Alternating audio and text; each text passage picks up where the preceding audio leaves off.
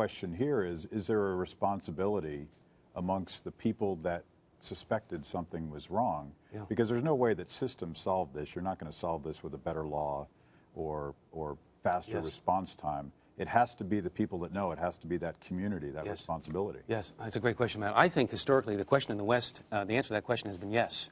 And part of the answer to that question involves this quality that we tend to neglect in our age of Twittering and Facebook and all the rest of it. It's friendship, the importance of meaningful, life-transforming friendships. I mean, Cicero, the great Roman statesman Cicero, said, friendship helps to lessen, to divide our burdens. The English poet Coleridge said that friendship is like a sheltering tree.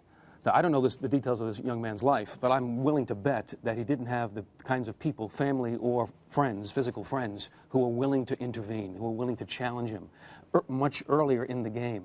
And it seems to me we are just less and less connected to one another at that kind of deep, meaningful way that can be really life-transforming and keep us from slipping into darkness. Hey, Joe, let me ask you this. It seems to me that the real test of faith, the real question for someone of faith today, isn't so much some of the questions we're answering so far, and that is reconciling the existence of evil. How do we reconcile the existence of this young man in this world?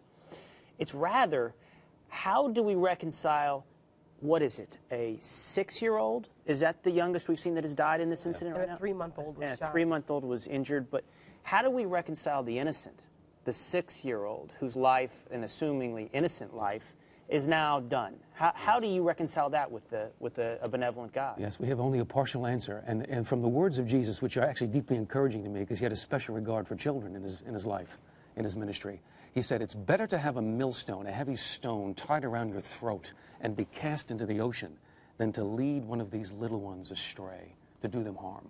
So we know that God's heart is a concern for these young children, especially the innocent. But it just breaks my heart, and it's a struggle to my faith to think that God allows it to happen. In my own faith understanding, he allows it to happen. I don't know why, but I know he has a special heart and burden for the innocent, especially children. Yeah. Well, if God allows free will, is it then inevitable that the innocent will be victims of evil acts? Yes, in a world in which individuals are challenged to join into a relationship with God, and by definition, that means the possibility of turning aside, turning the other way. And no one, if you think about any other relationship we have, marriage, relationship, friendship, it has to be a two-way, freely chosen kind of relationship. It can't be coerced. We just don't live in a universe where people will always do the right thing. Not now, not yet.